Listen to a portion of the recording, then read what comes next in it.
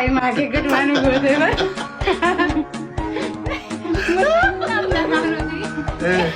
Asik magkut pas ay. Mura ko tas sige. Yalla, iluda. Mula to sina na sura ko no ko. Murang mo deh. Mura. Baka enggak luka sini pidato ya.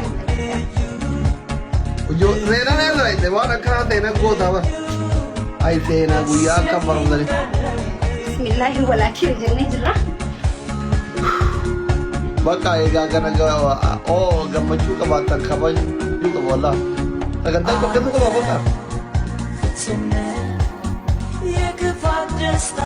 Ada gumanya.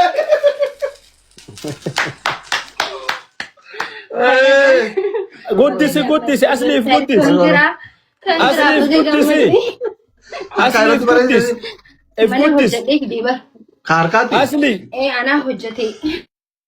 Keekin harkaan في hojjetame. قدس ري Miliyoona lama في jedha. قدس مدته قجلت Kanama kurani ufin gudde namaan guddifamu ka.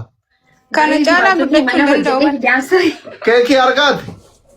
Oya akkami uf guddisan hin beeynu nuti akka uf guddisan. Gastii seeni sii kenna akka bakka lamatti nu qoodi. ام سينا Bakka lama isin qoodaa. ام سينا تكنولوجي سبرا كنت اغرتي كنو عمر Kuttee baraati seena. Ayyo. Me harkaan hojjette argitanii mooyaa makii. Masha Allah, Miliyoona lama masha baratee Allah. si mul'ata. Hin bareedu garuu. Dandee kallaan bareeda wacii baasurraa biifti seef goone birri. Aram bareeda maashaallah galatoom ulfaatu. Wallaahi bareeda. Kun maal itti marte? Dikooriidha. Garuu dikoorii tolchuun beeku jedhama. ما كيشا قالتهم دوباره Baga walumaan gammannee galatoomii. Wow, congratulations, congrats in jenne jirra.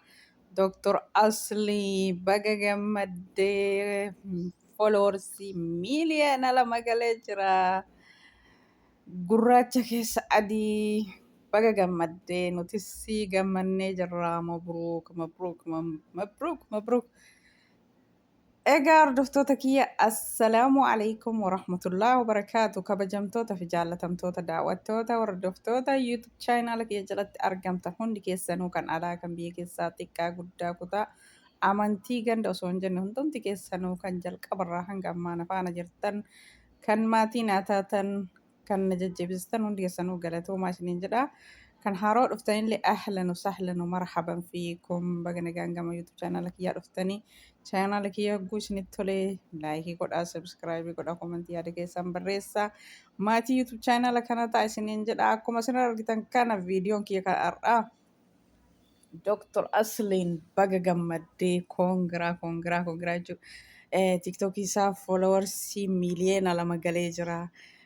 Dhugaa dubbachuuf Dr. Asliin nama dhugaa dubbatu baxaamitti immoo nama gaariidha jechuudha. Namaaf yaadu jechuudha. Akkasii feemasa Oromoon qabdu keessa isa tokko jechuudha. Ammallee rabbiin kana caaluun isaan haa ga'u. Miliyoona 2 miti ammas miliyoona 10 rabbi dhibbaan isaan haa ga'u. Miliyoona 100 isaan haa ga'u. Namni biyyaaf yaadu rakkataa meeqa bira dhaabbatu akkasuma kan nama miidhuun beekne ka dhugaa jirtu nama himu. Akkanaan gurraacha keessa adiin jenne garaan isaa qulqulluu jechuudha. Kolfee taphata malee garaan isaa kayrii kan yaadu jechuudha. Rabbiin baga sadarkaa kanaan si geessi gammachiisee ammallee kan kana caalu ta'ii feemasni hundi isaatu nama saba ofiitiif yaadu nama saba ofii bira dhaabbatu ka xiqqaan tuffanne ka guddaa hin tuffanne ka amantaaf ganda rakkataa addaan hin laalle rakkataa hundaaf kan yaadu jechuudha hanga humni isaa danda'anitti jechuudha. Akkasii baga gammaddee gammachuun kan kee gammachuu kennaa Dr. Aslii baga miliyoona 2 galte followers miliyoona 2 hunda keessanuu rabbiin bakka guddaa isin haa ga'u gammachuu keeti nullee sirraa qooddannee jira gammachuu namaaf gammaduun kayriidha jechuudha. Namni namaaf hin gammanne hin jiru jechuudha kayrii namaa yaadu jechuudha. Baga rabbiin ol ammallee ol siyaa taasisu jechuudha sadarkaa ol aanaa akkasuma feemasoota kenna hundaayyuu fakkeenya Dr. Aslii kana ta'a. rabbi isinillee miiliyeena isin haa galchu. Dhugaa gammachuun nama dhaga'ama. Hordoftoota miiliyeena 2 horachuu jechuun waaw koongiraa siin jennee Dooktor Aslii Kennaa baga gammaddee ammas hojii kan kee gaggaarii hanga ammaa itti hojjetaa turte keessa jabaadhu. Keessi kan kee adiidha. Dhugama keessi kan kee adiidha. Dhugaa malee hin dubbatu. Akkasii ammallee rabbiin si haa guddisuu. Gammachuu kana caaluun rabbi si haa ga'u ammas. Akkasuma feemasoota keenya kan haarawallee kan duraanillee miliyeena rabbi isin haa ga'u isiniin jennee jirra. Akka Dooktor Aslii kanatti rabbi isin haa gammachiisuuf hedduu tokko namatti tola. Wal jajjabeessuun gammachuun ammas ittuma haa fufuu jechuudha. Feemasni Oromoon qabdu sadarkaa tokkoffarra kan jiru Dooktor Asliidha. Akkasuma kuwwanillee akkasuma Mubaarak Musammallee akkasuma Naasir Aanolillee jabaadha isinillee rabbiin isinillee bakka guddaan isin haa ga'u isin haa mul'isu mul'ata qabaadhaa jechuudha. Namni sabaaf yaadu namni saba ofii rakkataa ofii bira dhaabbatu mul'atee bakka guddaa haa ga'u. Shee kan jenne qeesii hin jenne xiqqaa guddaa hin jenne hunda laayivii ol galchee kan rakkate hunda ofillee gargaaree namnis akka gargaaru taasisaa jechuudha. Kun immoo rakkataa ofiitiif yaadu ofii bichaa feemasa ta'anii of jaalachuu bichaa miti kan saballee jaalatu kan rakkatallee jaalatu. Ka xiqqaan guddaa yoo itti dhufe fooloowarsii naa taasise yoo jedheen hunda isaatu ol galchee fooloowarsii taasisee fi geemii wajjin taphatee fooloowarsii godhaafi jedhee ka rakkatee gargaarsa barbaadullee akkasuma waan dandeettaniin qarqaaraa jedhee gargaarsisaa jechuudha. Kanaafi ammallee rabbiin sadarkaa isaa olaa fuudhu jechuudha. Nama namaaf waan gaarii yaadu hunda keessanuu nama of bichaaf miti nama rakkataa ofillee ilaalu.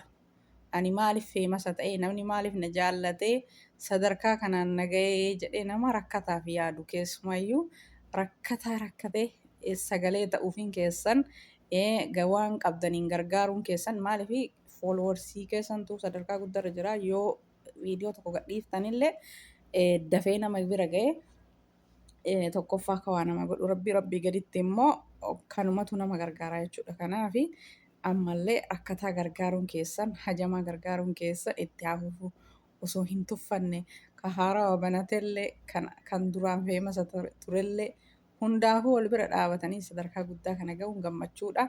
Nutis gammachuu Dooktor Aslii haala kanaan gammannee jirra. Dhugaa baga gammaddee mubruuka baga gammaddee gammachuun kee itti fufu ammallee rabbiin miliyeenarraan miliyeena kudhan dachaa siin haa ga'u.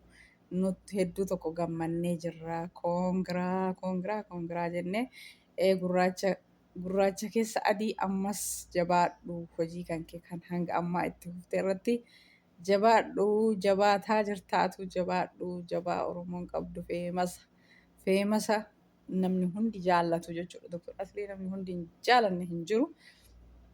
Kanaaf egaa hordoftoota kiyya gammachuun Dooktor Aslii fooloowarsii miliyeena 2 galee kana fakkaata. Hedduu tokko gammannee koongiraa Dooktor Aslii koongiraa baga gammaddee gammachuun kan kee ammallee itti haa fufu zalaaqiyaa haa ta'uu siin jennee jirra.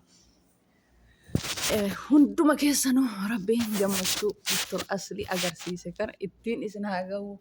Akkasuma maakilleen gammachuu Dooktor Aslii maashaallah tabaarakallah keeka ajaa'ibaa qopheessitee gammachuu Dooktor Aslii miliyeena 2 galuu simattee maashaallah jabaadhu atillee maakii atillee jabaadhu akkanuma itti fufii sillee rabbi maakillee dagadhe war feemasa maakillee hedduu tokko namatti tolti.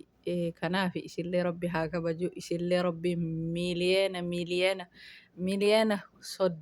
miliyeena 40 rabbi si haa ga'u sillee maakii jechuudha. Sillee bakka guddaan rabbi si haa ga'u.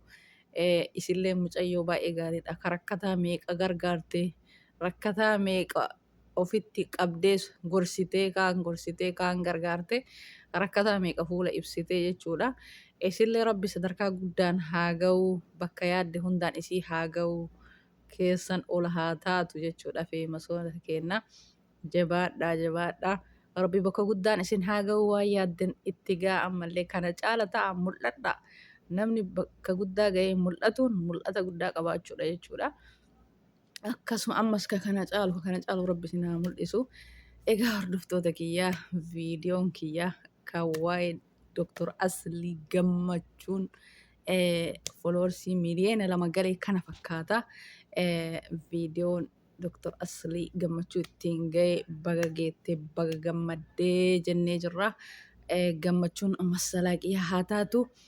Egaa viidiyoon kiyya kana fakkaata. Yoo isinitti tole koomentii laayikii godhaati.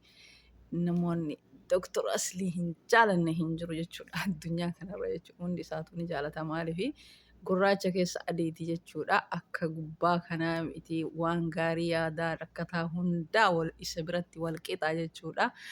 Kanaaf hedduu tokko namatti tola. Gammachuu isaa nutis gammannee jirra. Egaa kana fakkaataa viidiyoo haga biraatti walitti deebinutti baay'ee turtii gaarii isiniin jedha.